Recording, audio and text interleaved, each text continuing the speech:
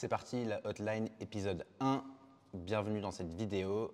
Je vais répondre à 3 questions qu'on m'a posées.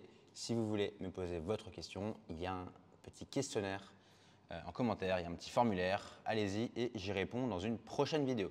Donc aujourd'hui, 3 premières questions. Question numéro 1 de Lara. Lara me demande « Comment savoir si je dois construire une nouvelle offre ou consolider celle que j'ai déjà? Quels sont les indicateurs? Où est la limite entre s'éparpiller et évoluer ?» Bon, c'est évidemment une question assez large, assez générale. Je manque de contexte précis pour faire une réponse très précise. Ce que je peux partager néanmoins, c'est quelques réflexions que je me suis notées. Déjà, c'est si tu te poses la question, est-ce que c'est parce que tu arrives à une forme de limite avec ton offre existante? Est-ce que ton offre existante, tu sens que tu l'as déjà bien essorée? Est-ce que tu sens qu'en termes de temps que tu passes, tu as atteint un plafond? Est-ce que ton calendrier est plein? Est-ce que tu as saturé ton marché? Il y a peu de chances que ce soit le cas, parce que les marchés sont souvent beaucoup plus larges qu'on l'imagine, mais est-ce que tu te dis, en fait, dans mon marché, il y a peut-être 20 acteurs potentiels et j'ai travaillé avec les 3/4 d'entre eux? Dans ces cas-là, effectivement, créer une nouvelle offre, ça me paraît pertinent. Moi, de manière générale, ce que je recommande, c'est quand tu démarres, tu vas tester plein de choses, être à l'écoute du marché, tester plusieurs offres, lancer plusieurs hameçons à la mer. Tu vas voir ce qui répond. Et quand tu as une bonne offre qui prend, où tu sens que toi, tu es à l'aise pour la délivrer et surtout que les gens, elle plaît, elle répond à une question, les gens sont prêts à payer pour ça, là, je te conseille d'aller à fond sur cette offre-là, de mettre un peu des œillères, de dire « Ok, je n'ai pas besoin de créer une nouvelle offre. Là, ce que j'ai besoin de faire, c'est solidifier cette offre-là, l'optimiser à fond, vraiment l'éprouver. Et une fois que je suis solide, une fois que j'ai vraiment fait tout ça, une fois que je suis solide sur mes appuis, là, je vais me demander comment est-ce que je vais ajouter une autre offre de manière complémentaire, de manière méthodique. C'est peut-être pas ton cas, mais je trouve que de manière générale, on veut trop vite lancer plein de choses. C'est un défaut que j'ai aussi, donc je ne te jette pas la pierre. Et je trouve qu'on n'optimise pas assez les choses. Alors qu'en fait, quand on a un truc qui commence à marcher, c'est-à-dire assez dur comme ça de trouver un truc qui marche, il faut y aller à fond. Il faut l'optimiser, il faut mettre en place des canaux marketing solides pour venir amener des prospects sur l'offre. Il faut mettre en place des process pour délivrer l'offre de mieux en mieux, pour qu'il y ait une satisfaction client et pour qu'il y ait une boule de neige qui se crée. Et uniquement une fois qu'on est solide là-dessus, on va pouvoir aller s'étendre. Mais je trouve qu'on veut très souvent on veut trop vite faire d'autres choses, alors qu'on peut aller très loin avec une seule offre qui fonctionne. Voilà pour ma réponse, Lara. J'espère que ça te donne des petites pistes de réflexion. Question pour Emmanuel. Bonjour, je bloque toujours sur mon positionnement. Je suis rédactrice web, journaliste, je fais des sites WordPress, des relations presse, un peu de community management et je travaille principalement pour des acteurs de la culture. Mon problème, ils n'ont pas beaucoup de budget, ils sont surtout intéressés par ce que j'aime le moins faire, les relations presse et le community management. Peux-tu quelque chose pour moi, Valentin? Alors, ce que cette question m'inspire, c'est plusieurs choses. Tu as effectivement une histoire de serpent qui se mord la queue où, vu que tu es généraliste, vu que tu fais plein de prestations, tu vas attirer des clients qui veulent vite fait l'une de ces prestations. Tu ne vas pas attirer les meilleurs clients. Les meilleurs clients, ils ne veulent pas une freelance généraliste qui fait des sites, qui fait du CM, qui fait des relations de presse et qui fait des articles. Si moi, je suis un acteur où j'ai un besoin très spécifique et où il me faut des compétences et où je suis prêt à mettre du budget, je ne vais pas faire appel à une freelance généraliste. Je vais faire appel à un freelance qui va être positionné le plus spécifiquement possible sur mon besoin. Donc, en étant large et en étant volontairement avec un panel d'offres très diversifié, que tu communiques certainement, par définition, tu te fermes de tous les clients qui ont un besoin spécifique et c'est les clients qui ont des besoins spécifiques qui vont davantage te payer, qui vont bien payer et qui vont davantage te valoriser. Ça, c'est la première chose. Donc, premier point, c'est effectivement trouver de meilleurs clients. Et trouver de meilleurs clients, comment tu le fais? En affinant, en affirmant ton positionnement. Plus tu seras positionné sur un sujet spécifique et plus tu vas devenir incontournable pour les gens qui cherchent des compétences sur ce sujet-là. Ça, c'est l'erreur que font plein de freelances. Ensuite, sur la question de les gens dans la culture n'ont pas de budget. Peut-être que c'est vrai. Souvent aussi, ce que je vois, c'est que on pense la culture comme une grande thématique assez homogène, mais dans tous les secteurs, il y a plein de sous-marchés. Donc, à toi aussi d'aller voir dans la culture quelles sont les sous-thématiques. Et il y a effectivement des sous-thématiques où les gens n'auront pas de budget.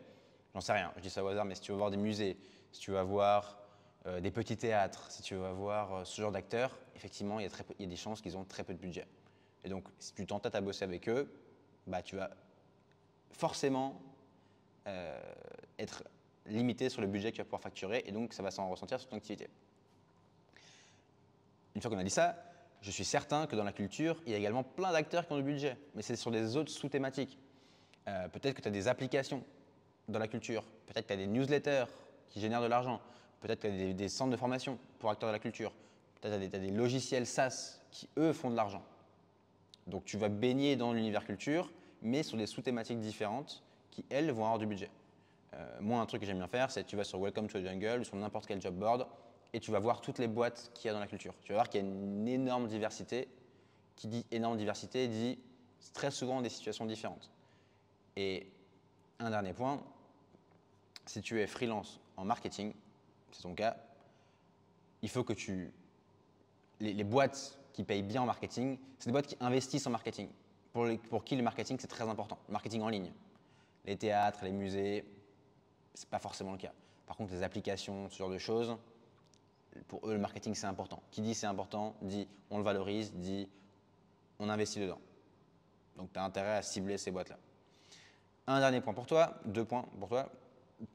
Est-ce qu'il y a des freelances dans ton genre qui travaillent pour acteurs de la culture? La réponse, elle est évidemment oui. Parle-leur. Si tu en vois quelques-uns qui sont bons, qui cartonnent, qui ont une bonne activité, fais un call avec eux d'1 heure et pose-leur tes questions. Avec qui tu bosses, comment tu factures, comment tu trouves tes clients, etc. C'est des mines d'or. Souvent, on ne le fait pas, alors que c'est gratuit, c'est facile. Il faut juste se bouger là-dessus. Et autre chose, tu as un chantier long terme que tu peux mener qui est créer du contenu pour éduquer ta cible. Si tu penses que ta cible n'est pas éduquée au copywriting, au content marketing, à ce que tu veux faire, bah, crée du contenu pour les éduquer. Crée du contenu destiné à eux, pense des contenus pour lever leurs objections, pour répondre à leurs questions. Fais des études de cas d'acteurs qui font bien le travail. Je suis sûr qu'il y en a plein qui font bien le travail. Et explique pourquoi ce qu'ils font, c'est bien. Et en faisant ça, tu penses à ceux que tu aimerais convaincre. Okay, et tu vas mettre en lumière les prestats que tu aimerais vendre comme prestations. Voilà, j'espère que ça te donne des billes pour réfléchir. N'hésite pas si tu veux en parler. Delphine, dernière question du jour. Comment faire la différence entre persévérance et obstination? Comment savoir si on a encore des leviers et qu'il faut persévérer? En d'autres termes, je suis sur le bon chemin et c'est une question de temps, ça a marché. Ou je m'obstine et à ce moment-là, il est temps de repenser mon offre. Encore une fois, bon, c'est une question large, donc difficile de répondre de manière très précise, sans contexte très précis. Là-dessus, je ferai la distinction entre est-ce que tu es une créatrice ou est-ce que tu es une entrepreneuse. Si tu es une créatrice, alors effectivement, ça prend du temps de percer, d'avoir du succès. Et la route, c'est constamment affiner ton style, essayer de progresser dans ta compétence fondamentale, dans le contenu que tu crées pour devenir meilleur, pour créer des interactions et pour donner envie aux gens de te suivre. Et là, effectivement, il y a un facteur temps qui est difficile auquel il est difficile d'échapper. Si tu es entrepreneur, la logique elle est un peu différente. La logique c'est plutôt test, test, test, parle un maximum à ta cible et avec une question à te poser, c'est est-ce que tu as un problème d'offre ou est-ce que tu as un problème de marketing?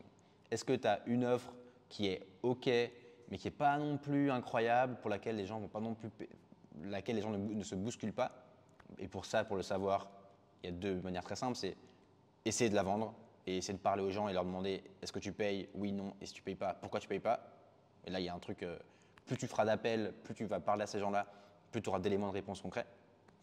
Et si c'est un problème de marketing, donc ça veut dire que tu as une bonne offre qui plaît, pour laquelle les gens sont prêts à payer et qui répond à un problème. Si tu as ça, tu as un enjeu très simple de comment est-ce qu'il y a un maximum de gens qui voient cette offre-là.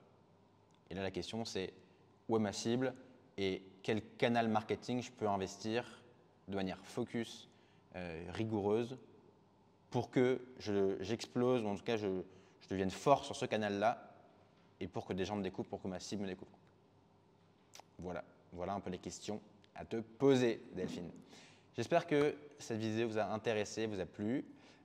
N'hésitez pas si vous voulez, pareil, en commentaire, répondre également, apporter des éléments de réponse aux questions posées par les 3 personnes. Et si vous avez une question à laquelle vous voulez que je réponde, mettez-la moi en commentaire. Évidemment, prenez ma réponse avec des pincettes. Je n'ai pas votre contexte, je n'ai pas votre situation.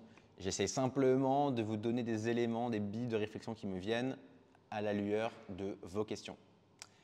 À bientôt pour la prochaine vidéo.